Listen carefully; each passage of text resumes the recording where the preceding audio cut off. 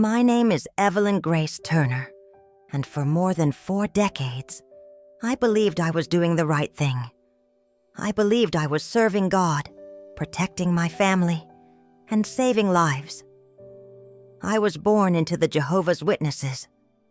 My mother and father raised me within the congregation with a deep, blind faith that left no room for questions. I was taught that everything outside the organization was dangerous, sinful, and condemned. That if I ever left, the world would swallow me whole. And I believed it, every word of it, so much so that I became a pioneer, then a ministerial servant, eventually an elder's wife. I gave everything, my time, my youth, my voice. I lived by the rules. I followed every instruction, every doctrine, convinced that obedience meant love, that submission meant salvation. I even felt proud, honored, as if my sacrifice had a purpose. But everything began to crumble the day I heard a little girl say her father would pee on her tummy. Her voice trembled, her eyes hollow with confusion, yet she spoke with a fragile innocence that shattered me. Her father, also a Jehovah's Witness, was respected, well known, but he had abused her. And the organization did nothing. The mother was scolded for going to the authorities. They told her, "These things are handled internally, not with the police, not with justice." That was the day something inside me began to break. I remember watching the mother plead through tears, desperate for someone to believe her. And all I could think about was my own daughter, barely a year old at the time. And I wondered, what would I do if something like that happened to her? That was the moment I stopped being the same person. At first, I tried to silence that voice inside me, the one that whispered, "This is not right." But it only grew louder, stronger, clearer. Maybe you too come from a religious background like this. Maybe you've seen things that didn't make sense, that didn't feel like love. If so, I want to ask you, please stay with me until the end. This isn't an easy story, but it's true, and it might save someone you love. After that day, I couldn't unsee what I had seen. I couldn't unhear her tiny voice, and I couldn't pretend I didn't know anymore. But I still tried, because I had been taught that doubt was dangerous, that questioning meant I was spiritually weak. So I forced myself to carry on. I buried my fears under service reports and meeting attendance. I told myself it was just a phase, that maybe I was the one misunderstanding things. After all, who was I to question the elders? The brothers? The ones we were told were appointed by Jehovah himself? But things began to shift, slowly, quietly, insidiously. I found myself uncomfortable during meetings. The talks I once found uplifting now felt hollow, rehearsed. The Watchtower articles felt more like commands than guidance. I started noticing the way sisters were treated, how a woman's voice was always the last to be heard, how submission was always demanded, never offered. And then came the moment that changed everything for me. It was during a body of elders meeting that I had been allowed to sit in on, only because I was taking notes for my husband, who had a migraine that day. A case was being discussed about a teenage girl. She had been sexually abused by a baptized brother in good standing. She had reported it. She was brave. But instead of being protected, she was questioned, doubted, even subtly blamed. One elder asked why she hadn't said anything sooner. Another insinuated she may have misinterpreted the brother's actions. And then, someone laughed. They laughed. That sound, it echoed inside my chest like thunder. And in that moment, I felt myself disconnect, not from God, but from them, from the system, from the cold, polished machinery that masqueraded as love and righteousness. I thought of my daughter again. just a baby, still learning to speak. And I knew I couldn't raise her in a place where justice was silenced and truth was inconvenient. But I didn't leave, not yet, because leaving meant losing everything. Not just community, but family, friends, my identity. So I stayed, and I smiled. I preached. I studied. I nodded. But inside I was unraveling. Every word I heard from the platform felt like a stone placed on my chest. Every time I watched a disfellowshipped person walk out the back of the Kingdom Hall alone, I felt shame. Not for them, but for us. For what we were doing and calling it love. Some nights I couldn't sleep. I would lie there in silence, listening to the breath of my husband beside me, the soft hum of the baby monitor, and still, my chest ached like I was holding in a scream.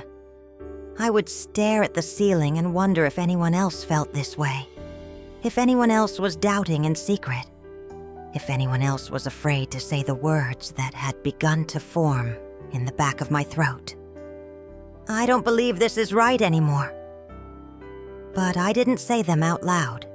Not yet, because saying them would make them real. And I wasn't ready to lose everyone I loved. One evening, during a service group gathering, a sister made a comment about a young girl who had been disfellowshipped. She brought it on herself, she said, sipping tea like she was commenting on the weather. These girls, they play the victim, but they knew the rules. I felt my stomach twist, not just from what she said, but from the silence that followed. No one challenged her, no one spoke up, and neither did I. I went home that night feeling sick with myself. I held my daughter against my chest and cried into her hair. She was too young to understand, but I whispered apologies anyway. Apologies for bringing her into this, for not being stronger, for not leaving sooner. The worst part wasn't the rules. It wasn't even the hypocrisy or the silence. It was the fear that controlled everything. Fear of being alone, fear of being shunned, fear of disappointing Jehovah, of dying at Armageddon, of raising my child without spiritual protection. They taught us to be terrified of the outside world, but the real terror was living a life where your thoughts weren't your own. I began to write, at first just in my head, in fragments, phrases, late-night thoughts. Then I found an anonymous forum online, ex-witnesses sharing their stories, men, women, young, old, stories like mine, stories I had never heard inside the Kingdom Hall. And with every story I read, the guilt I'd been carrying like a stone in my stomach began to crack, just a little. What if I wasn't a bad person for having questions? What if Jehovah wasn't angry at me for thinking? What if I was just finally waking up? It was during one of those anonymous forum scrolls that I read a phrase that pierced straight through me. The first time you speak the truth, even if only to yourself, something begins to heal. That night, I stood in front of the bathroom mirror and whispered to my reflection, "I don't believe this is love." My voice trembled, but I said it again, louder. "I don't believe this is love." And just like that, something shifted. I wasn't trying to be rebellious. I wasn't angry. I was exhausted from trying to silence the voice inside me that kept growing stronger, clearer. The voice that started as a whisper and now stood with its arms crossed in the corner of every meeting, every watchtower study, every smug announcement from the platform. One day during a judicial committee, I sat in a small room with 3 brothers and a 19-year-old girl. She had fallen in love with someone outside the organization. She was scared, alone. But you could see it, how much she loved him. The kind of love that doesn't come with fear, shame, or punishment. They questioned her like she was a criminal. "Did you touch him? Did he kiss you? Did you feel pleasure? I looked at her trembling hands, the way she bit her lip not to cry, and I felt like I was watching myself. Just younger. Just less broken. When the meeting ended, they expelled her. Just like that. Another soul cast out. Another family shattered in the name of spiritual cleanliness. And as she walked away alone, her mother weeping by the door, I knew. I couldn't do this anymore. I didn't speak up. Not that day. I sat still. I signed the document like a good sister. But something in me died. Or maybe something finally woke up. From that moment on, I began pulling away. First it was missing one meeting, then another. I told myself it was the baby, or I had a headache. But deep down, I knew. I was unraveling, quietly, carefully, like someone sneaking out the back door of their own life. But in this religion, silence is rebellion, and absence is betrayal. They summoned me. A special meeting, they said. The kind that always comes wrapped in soft voices and heavy silences. I knew what it meant. I knew I was now the one sitting on the other side of the table. The accused. I dressed modestly, tied my hair back, wore the same beige cardigan I used to wear when giving public readings. I looked like I belonged, but everything inside me was screaming. I walked into that windowless room and sat before 3 men who had once been my brothers in faith. They asked me why I hadn't attended meetings, if I was spiritually struggling, if there was sin in my life. And I looked at each of them and said the only thing I had left to say. I don't believe this is the truth anymore. The words hung in the air like incense, slow, heavy, impossible to ignore. One of them looked down. Another wrote something in a small notebook. The third didn't move at all. They called it apostasy. They said if I didn't repent, they would begin the expulsion process. I nodded. Do what you must. I didn't cry. Not there. Not in front of them. But that night, I received a message from my cousin, one of the only women who ever understood me. I'm sorry. We can't talk anymore. I hope one day you'll come back. I stared at those words until they blurred, and for the first time I realized what true silence felt like. Not just the absence of noise, but the presence of abandonment. The days that followed felt like mourning. I lost not just friends, but a world. People I had shared weddings, births, and funerals with. Gone. My aunt didn't answer the phone. My mentor unfollowed me on social media. The sisters I prayed with wouldn't look me in the eye when they passed me in the grocery store. But none of it compared to what happened at home. My husband stopped speaking to me for 3 weeks. We lived in the same house, shared the same bed, but were oceans apart. He prayed at night. I cried in the shower. He still went to meetings. I stayed home with our child, feeding him stories about stars and oceans, anything that could help him dream of a life wider than the one I'd known.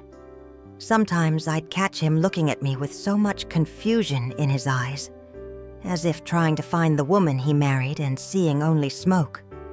But the woman he married had been trained to obey, not to live, and now I was learning to breathe on my own. I remember the first time my son asked me why we didn't go to the Kingdom Hall anymore.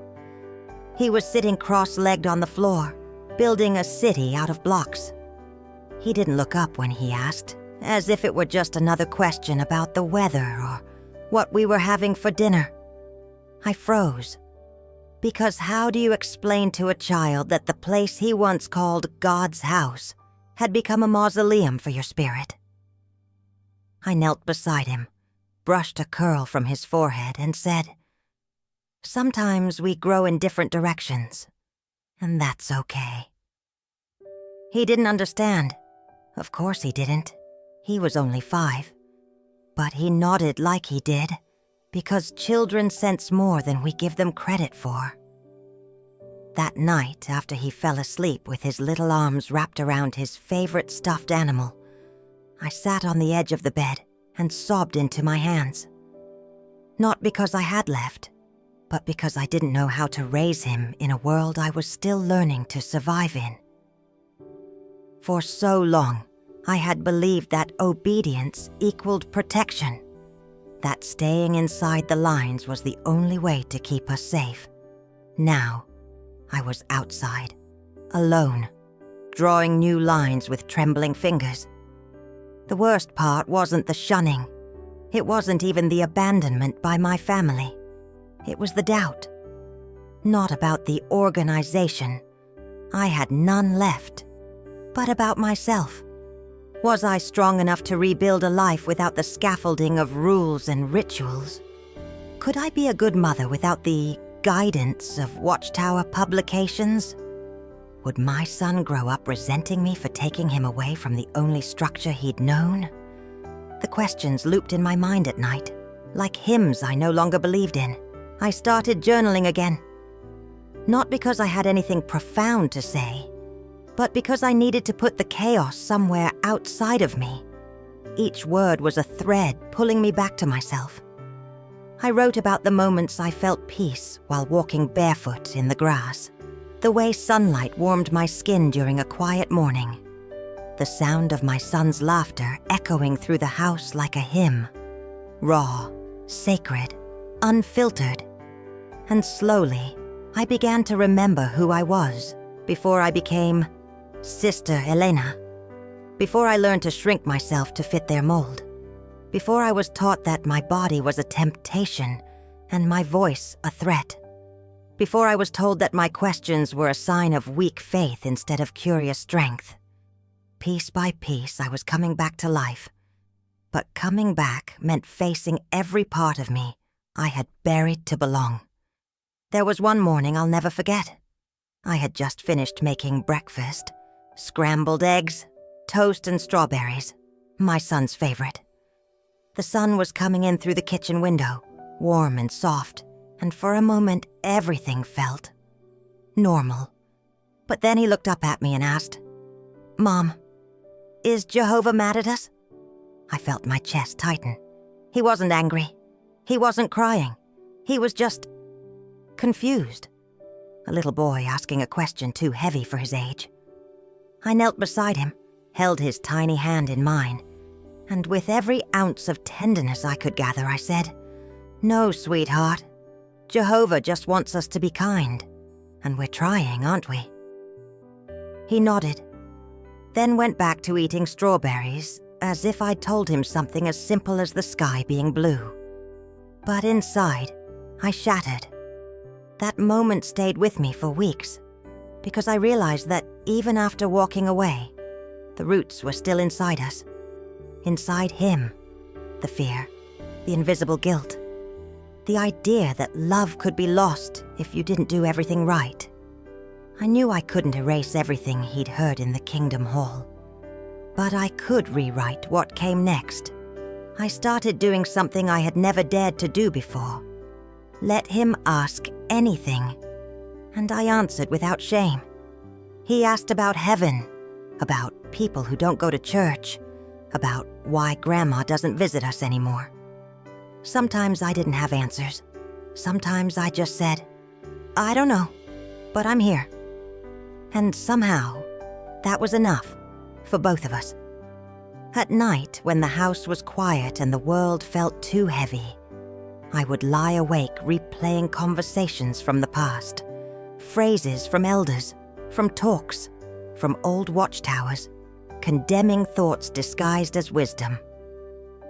You are nothing without Jehovah's organization. If you leave, your life will fall apart. If you question, you are already lost. Those words haunted me, not because they were true, but because they had once shaped every decision I made. And yet here I was, outside the walls, alive, still scared, yes, still searching, but not lost. That realization felt like light through a cracked door. I began to speak more openly to friends outside the congregation. At first, cautiously, afraid they'd judge me for what I'd believed. But instead, they listened, without pity, without pressure. One of them told me, "You were surviving, and now you're beginning to live." That sentence stayed with me. It gave me permission to release the shame, to stop apologizing for waking up. Because what they had called rebellion was really just my soul trying to breathe. I stopped calling it leaving the truth. That phrase? It was their phrase, loaded with judgment, built to make you feel like any step away was a step into darkness. But the truth, the real truth, was that I was finally learning how to live without fear. Fear had shaped my entire life. It was in the way I dressed, the way I spoke, the people I avoided, the thoughts I silenced. I used to believe that if I just followed every rule perfectly, I'd be safe, that nothing bad would happen, that I'd be protected. But when I saw children being harmed, and the congregation covering it up, when I saw mothers being blamed for speaking up, when I watched people dying because they refused blood transfusions, and we called it faith instead of tragedy, I couldn't keep calling that the truth. There was one evening, maybe 2 months after I stopped going to meetings, when I sat alone in my car in a supermarket parking lot. I'd gone to buy groceries, but I never made it inside. I just sat there, hands gripping the steering wheel, eyes staring at nothing. And I cried like I hadn't cried in years. Because I missed the people. I missed the community, the potlucks, the meetings, the routine. I missed being part of something, even if that something was hurting me. That's the thing no one tells you about, walking away. It doesn't just break your beliefs, it breaks your identity. I didn't know who I was outside of the meetings, the preaching, the label of faithful sister. Was I still good? Was I still loved? Did I still matter? I wish I could say I found all the answers quickly, but the truth is, I didn't. Some days I still don't. But I started doing small things, quiet things. I took my son to the park on Sunday mornings instead of the meeting. I let him play in the dirt, climb trees, ask endless questions. And for the first time, I didn't feel guilty about it. I started reading again, books that weren't from the Watchtower Library. I found stories of women who had escaped controlling systems, who rebuilt their lives from ashes. Their words felt like a hand reaching across time telling me, "You're not alone." And one day, in the middle of folding laundry, I looked at myself in the mirror and whispered, "You're allowed to change." That moment wasn't loud, it wasn't dramatic, but it was sacred, because for the first time in decades, I believed it. The silence after leaving isn't just outside, it settles inside of you. It's not just that people stop calling, it's that your own voice, the one you buried for years to survive, is hesitant to speak. I'd been told so many times that the heart is treacherous that I learned to be suspicious of my own instincts. If I felt doubt, it wasn't a sign to investigate. It was proof of spiritual weakness. If I felt pain, I was told to pray harder. If I noticed injustice, I had to remind myself to be obedient, not critical. So when I finally stepped away, I didn't trust myself. I didn't trust my memories. I didn't trust my choices. I second-guessed everything. There were days I'd make coffee and stare at the cup, wondering if Jehovah was watching me, judging me, keeping score. It was absurd and yet real. That fear didn't leave with my exit. It had lived in me too long. It had taken root like a weed in the soul. And then, one afternoon I received a letter. It was from an old friend, someone I used to pioneer with. We had spent hours on the streets together, preaching door to door. She wrote that she missed me, but she also warned me. She said she had heard bad things, that if I didn't return soon, Jehovah would withdraw his spirit. I stared at that letter for hours. My hands trembled. Not because I was angry, but because a part of me still believed her.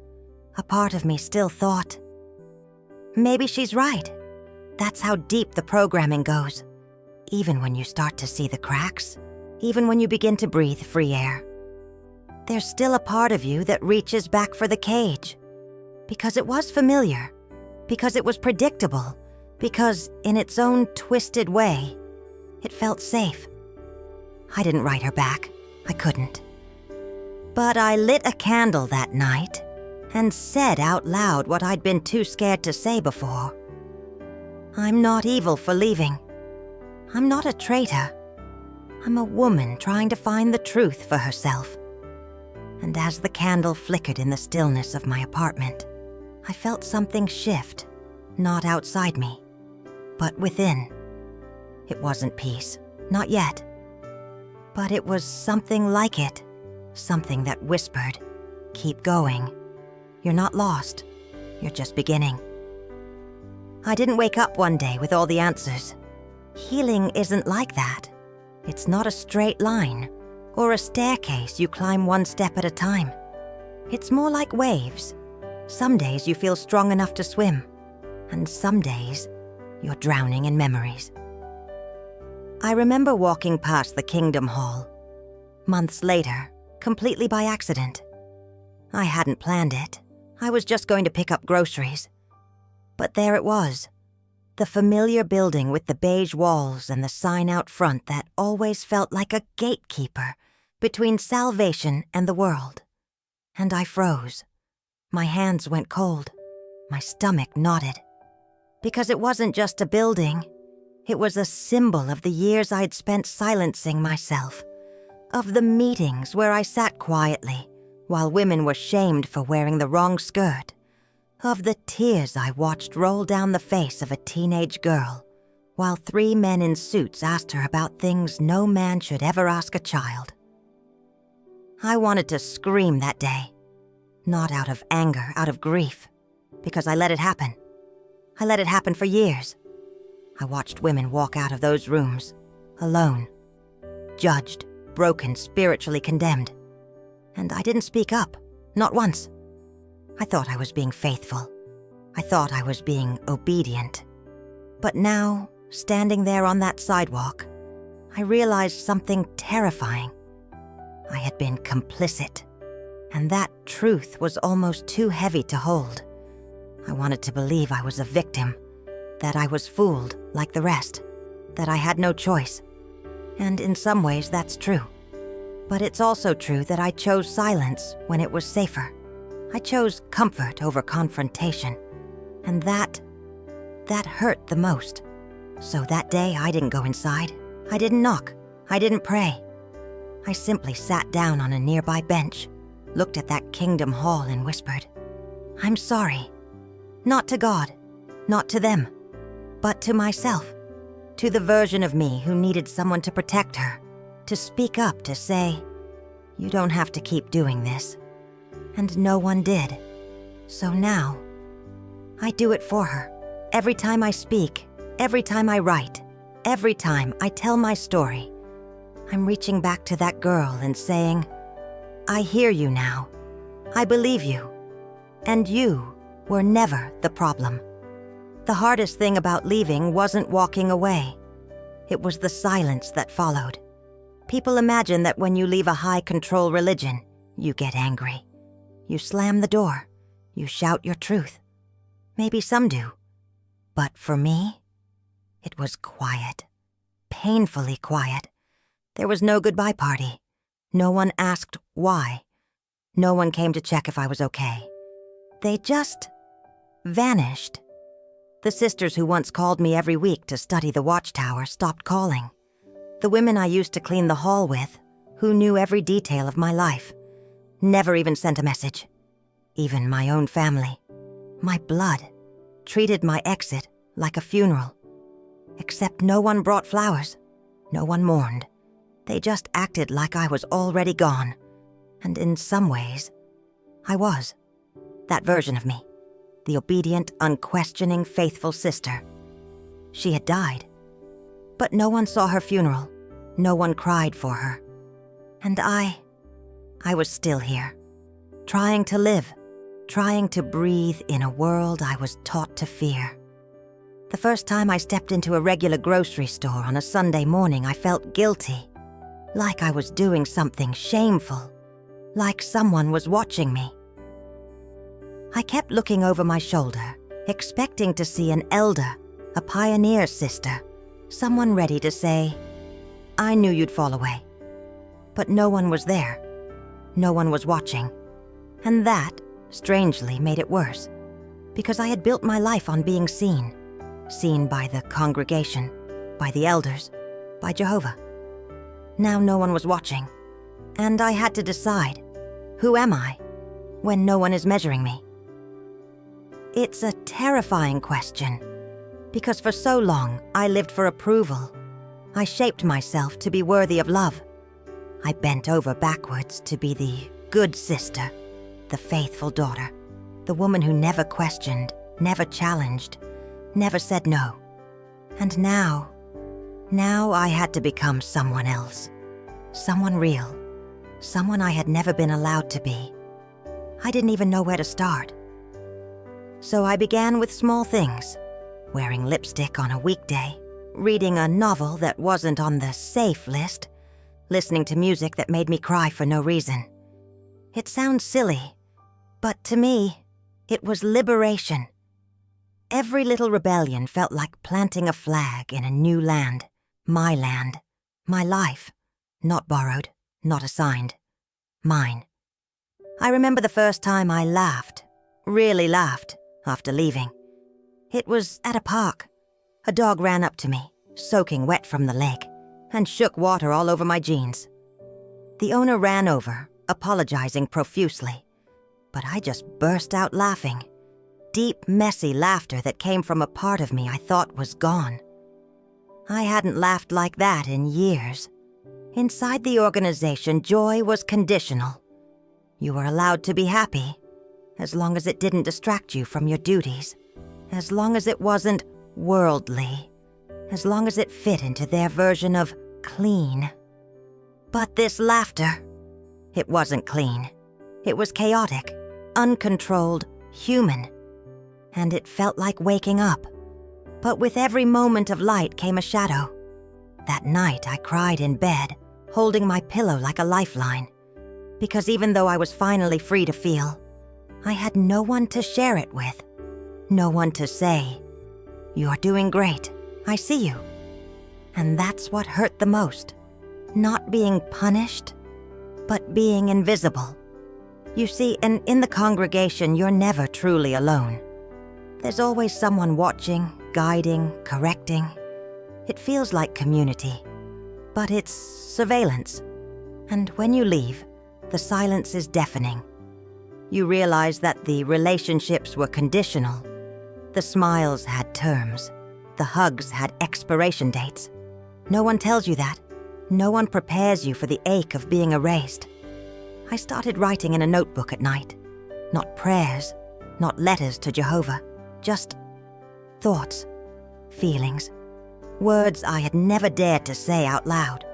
One night I wrote, "I don't think I ever believed. I just wanted to be safe." I stared at that sentence for an hour. My hand trembled. I felt like I had written blasphemy. But at the same time, it was the truest thing I had ever said. I didn't grow up seeking God. I grew up seeking protection. Protection from a world I was told would devour me. But now I was in that world. And it wasn't perfect.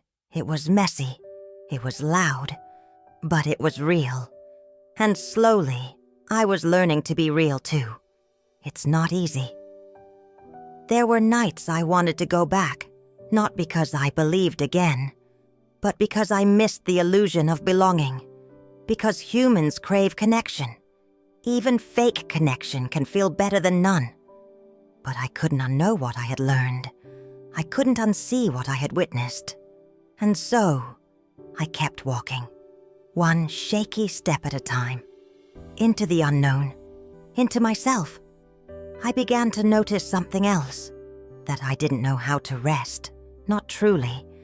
Even in the silence of my new life, I felt this compulsive need to be useful, to do something meaningful, to prove that I was still a good person.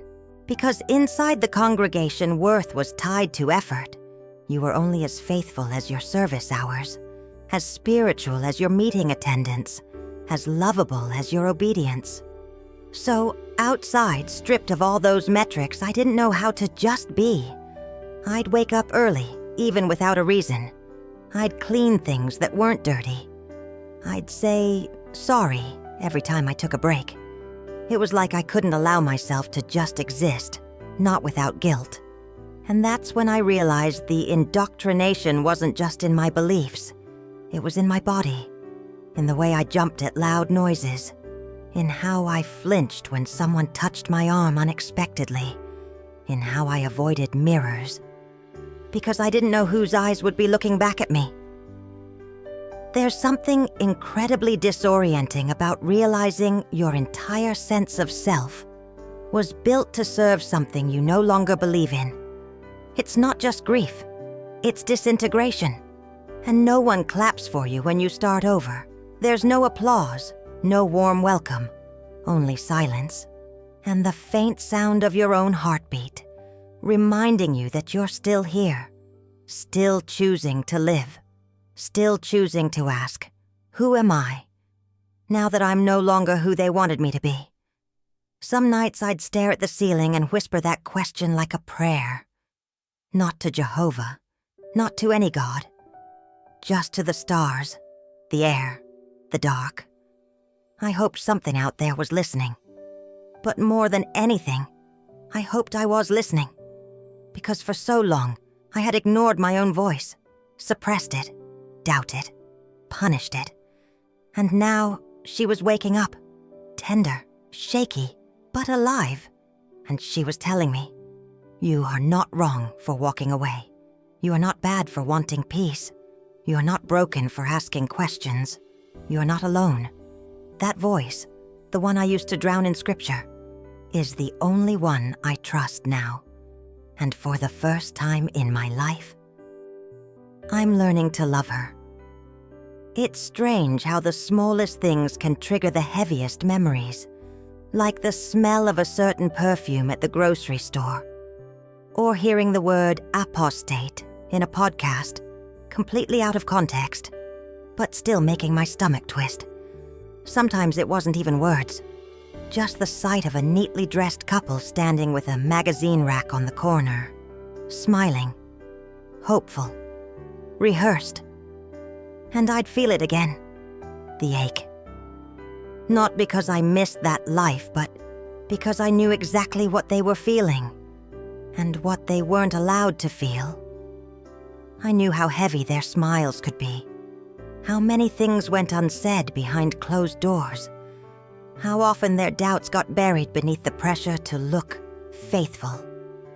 And that's when it really hit me. I wasn't angry at them. I was mourning for them. Mourning for the parts of myself I had to kill just to survive. There's a kind of grief no one talks about when you leave a high-control religion. It's the grief of being erased while still alive. People don't scream at you.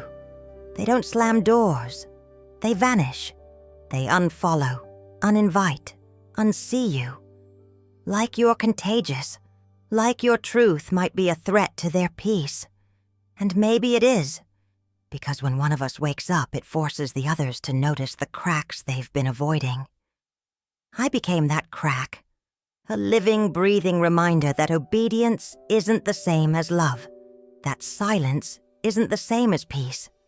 And for that, I became invisible, even to people who once swore they loved me unconditionally.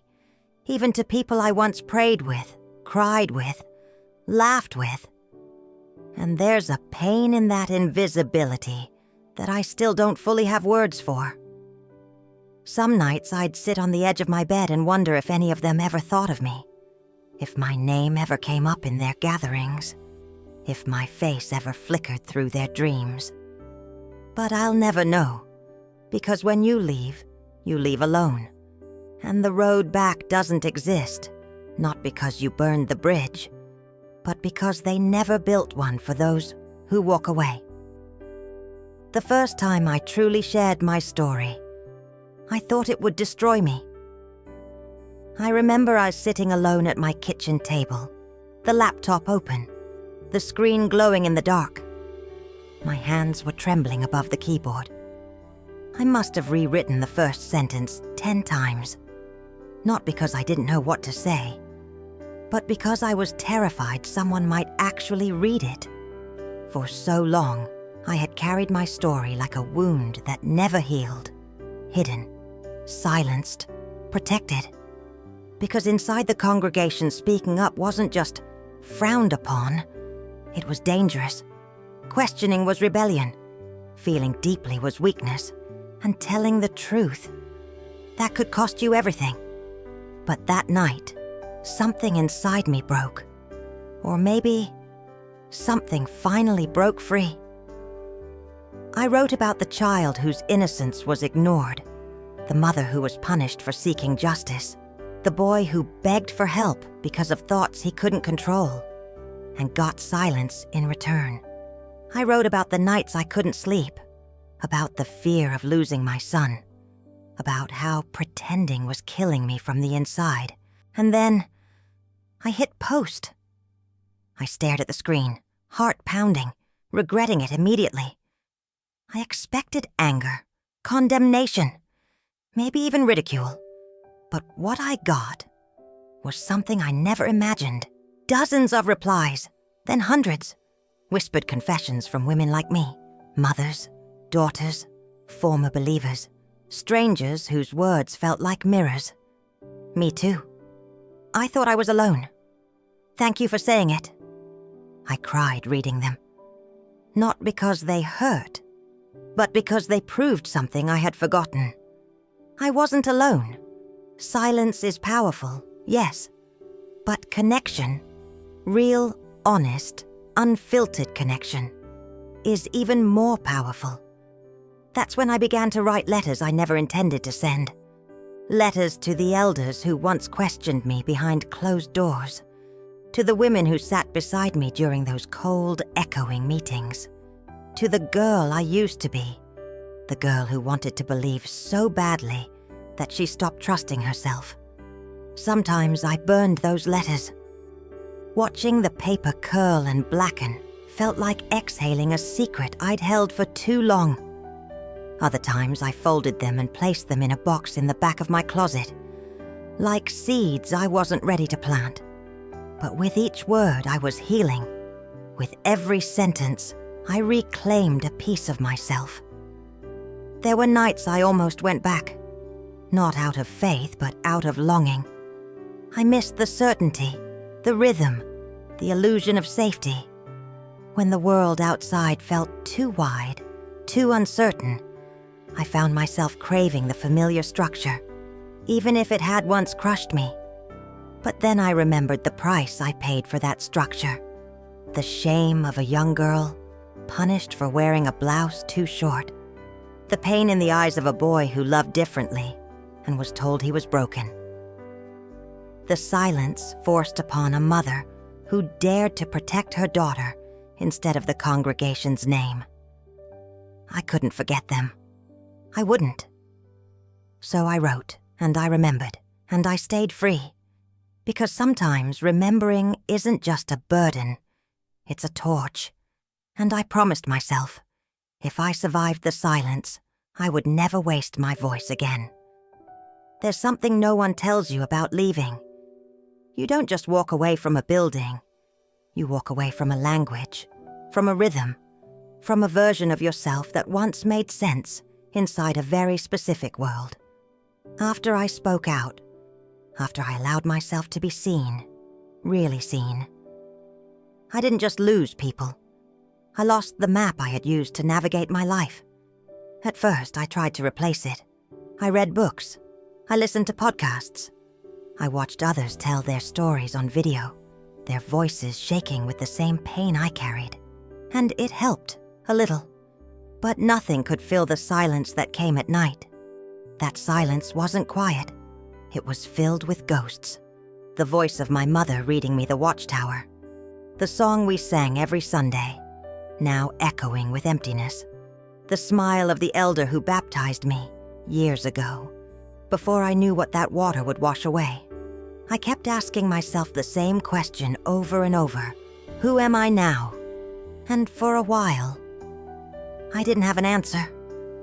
I wasn't the obedient daughter anymore.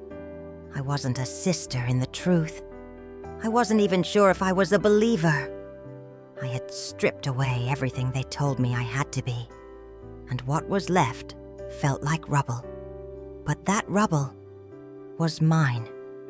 One morning, I found myself walking through a bookstore. I hadn't planned it. I was just wandering.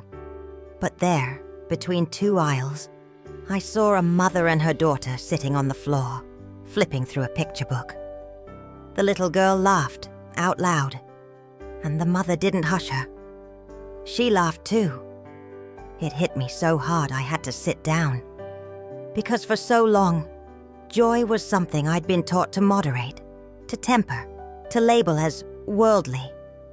But that moment, that pure, unrushed joy between two souls, that felt holy. And I realized something. I didn't lose my faith. I just stopped believing that God lived only in rules. That day I bought a notebook, a small one, nothing fancy, and I started writing again. But not to the elders, not to the congregation, not even to my younger self. I wrote to God, not the God they taught me to fear, but the one I hoped was still listening, the one who could hold my confusion without condemning it, who could sit with me in the gray, not demand I choose black or white. I wrote, "If you're there, I don't know what to call you anymore, but I hope you see me.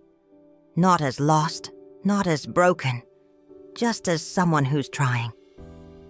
That was the first prayer I had said in years. Not out loud, not on my knees, not in the right language. But it was real, and for the first time, that was enough. Some days I still hear the old voices, the ones that used to sound like truth, but now just sound like echoes. You're being deceived. You've fallen away. You'll be destroyed at Armageddon. And it's strange, isn't it?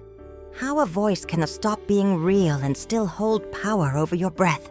There are moments when I'm folding laundry or brushing my hair or standing in line at the grocery store. And I remember the fear of missing a meeting, the fear of saying the wrong thing, the fear of feeling something that wasn't allowed. That fear doesn't vanish overnight. It settles in your bones. It becomes a second skin, and peeling it off takes time. Sometimes a lifetime. But I'm learning.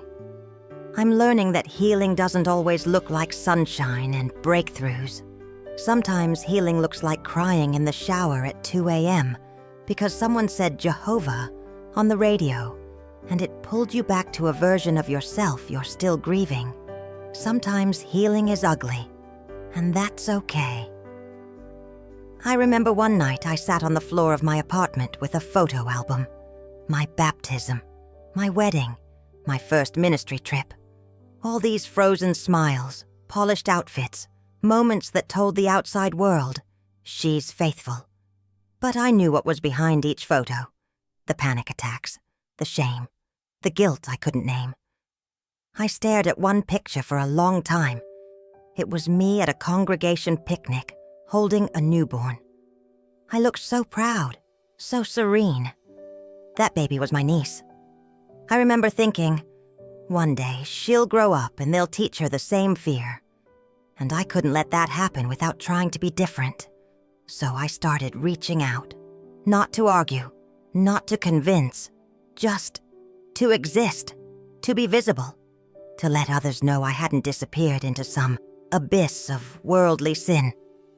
I was still here, still breathing, still trying. And to my surprise, some women wrote back. A mother who'd been disfellowshipped for leaving her abusive husband. A daughter who'd been shunned for questioning doctrine. A grandmother who had left at 60 years old and was learning, for the first time, how to celebrate her birthday. They didn't want a platform. They didn't want revenge. They just wanted to be heard. And in every voice, I recognized my own. That ache, that hunger for freedom wrapped in guilt, that quiet hope that maybe, just maybe, life could still be beautiful on the other side. So I made myself a promise. No matter how long it takes, I will unlearn the silence. I will speak even when my voice shakes. And I will live, not in fear but in truth. Because for the first time in my life, I'm not performing. I'm not pretending. I'm just here. I used to think leaving would be the hardest part, but the hardest part was staying gone. See, when you grow up inside a system that tells you what to believe, what to wear, what to feel, walking away doesn't just mean changing your address or skipping a meeting. It means confronting every layer of your identity. It means unraveling yourself, thread by thread, until you figure out which parts were truly yours. Some mornings I still wake up feeling like I did something wrong. I check my phone, and there are no messages from my old friends. No, we miss you. No, are you okay? Just silence. And in that silence, the shame tries to creep back in. But I remind myself, I didn't leave because I stopped loving God. I left because I couldn't keep loving Him the way they demanded. I couldn't pretend anymore that punishment was mercy, that control was care, that silence was safety. One afternoon, I found a voice memo I'd recorded during one of my darkest moments. I don't even remember pressing record. My voice cracked, my breathing was uneven, and I was saying over and over again, "Please, just let me be enough, just as I am." Listening to it broke me all over again, but it also reminded me of something important. Even in my lowest moment, I wasn't asking for perfection. I was asking to be accepted. And isn't that what we all want? To be accepted, not in spite of our doubts, our questions, our scars, but because of them, because they prove we're real, that we've lived, that we've fought our way towards something true. The most beautiful thing about walking away is that I've finally begun to walk towards something else. Not a new religion, not a new rule book, just myself. I've started lighting candles again. Not because someone told me to, but because I like how it feels. I've started journaling, praying in my own words, even talking to God like He's sitting across from me at the table. No formalities, no scripts, just a daughter trying to make sense of the world. I still have days when I miss the community, the routine, even the illusion of certainty. But then I remember what it cost me. My voice, my autonomy, my peace, and I refuse to trade those again. A friend once asked me, "Do you ever wish you could go back?" And I told her, I wish I could go back and hug the girl I was, but not to return, just to say, "You were right to leave." Because she was, and I am, still here, still healing, still learning how to live without fear. And that, after everything, feels like a miracle. There's something nobody tells you about rebuilding yourself. It's not linear. Some days you wake up feeling free, like the air is finally yours again. And other days, it feels like you're drowning in memories you didn't ask to remember. I walked into a bookstore last week. I wasn't looking for anything in particular, just wandering. But on one of the shelves, tucked between novels and poetry, I saw it. A Watchtower magazine. left there by someone, maybe intentionally, maybe not. My chest tightened. For a moment, I was that little girl again, sitting in the hall, knees together, trying not to fidget, repeating words I didn't understand, but was told would save me. And then I blinked, and I was back in my body, back in the present, back in my truth. I didn't touch the magazine. I just stood there, letting the ache wash over me without shame. Because that's what healing is, not erasing the past, but learning to stand in it without collapsing. There was a time when I thought triggers were signs of weakness. Now, I know they're invitations, not to spiral, but to tend to what still hurts, to sit beside the wounded parts of myself and say, I see you. I haven't forgotten. But we're safe now. I've started doing little things for the girl I used to be. Things she never got to do, like wearing jeans to a Sunday brunch, like reading novels without guilt, like saying, I don't know, without fear of being punished. And sometimes I still hear that voice, the one trained to warn me, you're drifting, you're rebelling, you're in danger. But now I respond gently, no, I'm just becoming. I've also met others like me, not just ex-Jehovah's Witnesses, but women who've walked away from systems that told them who they were allowed to be. We don't always talk about the past directly. Sometimes we just share quiet moments, a knowing glance, a story half told, a tear that doesn't need explanation. One of them told me, you're the first person I've said this out loud to. And I knew exactly what she meant, because for so long, I kept everything inside, out of fear, out of habit, out of the belief that my pain would make others uncomfortable. But pain doesn't disappear in silence. It festers, it isolates. And the moment we begin to speak, truly speak, we begin to loosen its grip. This journey hasn't been easy. There are nights I still cry, but now I cry in freedom. And that changes everything, because these tears, they're not shame anymore. They're release, they're reclamation, they're mine. I never imagined I'd find peace in such ordinary things, like sipping coffee on my porch without guilt, like walking barefoot in the grass and feeling the earth without thinking if it was approved, like laughing, really laughing, without checking first if joy was allowed. Freedom doesn't always announce itself with trumpets. Sometimes it arrives slowly, like morning light creeping through the blinds after a long, sleepless night. I remember sitting on the bathroom floor a few months ago, my back against the tub, hugging my knees to my chest. It wasn't a breakdown, at least not the kind I used to have when I was inside. It was different. I was crying, yes, but this time, the tears didn't come from confusion or fear. They came from relief, from the realization that I didn't have to prove anything to anyone anymore, that I didn't have to defend my faith, my choices, or my questions, that I could just exist as I am, and that would be enough. There's a kind of stillness that comes after the storm, not the fake kind we used to pretend in front of others, polished smiles and practiced answers, but the real kind, the one that wraps around your shoulders like a warm blanket and whispers, you survived. I've started creating new rituals now, not religious ones, human ones, soulful ones. Lighting a candle at night, not to pray, but to honor how far I've come. Writing letters to my future self, promising never to abandon her again. Holding my son's face between my hands and telling him, you are free to ask, to feel, to grow. That, to me, is sacred. Not fear, not hierarchy, not silence dressed as obedience, but love that breathes, compassion that listens, truth that doesn't need permission to be spoken.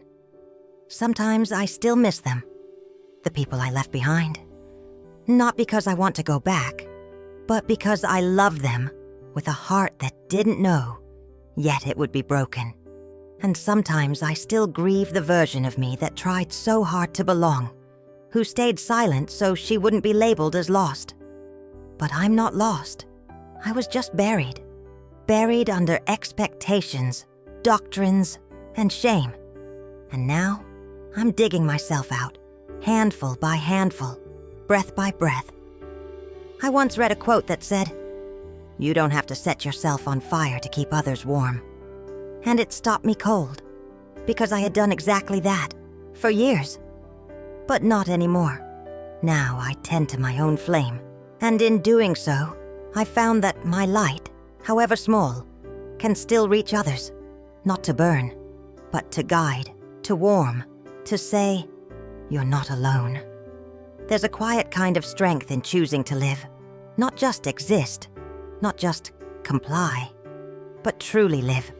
With your whole heart, with trembling hands, with eyes open wide to everything they once told you to fear.